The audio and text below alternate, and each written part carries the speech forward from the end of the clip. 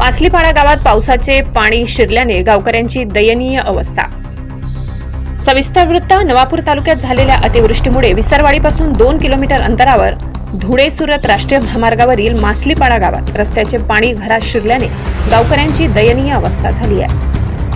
महामार्गावरील मासलीपाडा गावालगत महामार्ग चौपदरीकरणाचे काम झाले असून येथे अंडरपास, पूल आणि मोठा भराव रस्ता JM म्हात्रे कंपनीने तयार केला आहे। सदर संपूर्ण रस्त्याचे काम अतिनिकृष्ट दर्जाचे केले आहे असा आरोप गावकऱ्यांनी केला होता।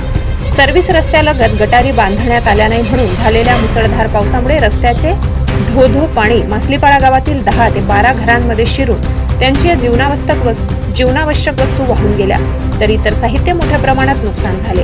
गावकऱ्यांनी JCBच्या सहाय्याने खड्डे खोदून पाणी काढले आहे। काही नाल्यावरील पुरामुळे पाईप वाहून गेले तर शेतात पाण्याचे डबके साचले आहेत। याला कारणीभूत JM म्हात्रे कंपनीचा आहे। गटारी बांधल्या असत्या तर आज गावकऱ्यांचे घरासह शेती पिकांचे नुकसान झाले नसते। गणेश सोनवणे, विसरवाडी। 3 वाजेला पाऊस सुरू झाला। मोठा पाऊस झाला 3 वाजेपासून ते इथून ते हायवेपर्यंत या पूर्ण मासलीपाडा गावामध्ये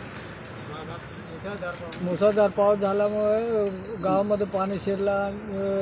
या हायवेचे गटर न बांधल्यामुळे पूर्ण घरामध्ये पाणी शिरलेलं आहे। मोठ्यानं नुकसान झालं घरांचं? मोठ्याने नुकसान झालं आहे घरामध्ये। तुम्ही काही कंप्लेंट नाही केली का म्हात्रे कंपनीला?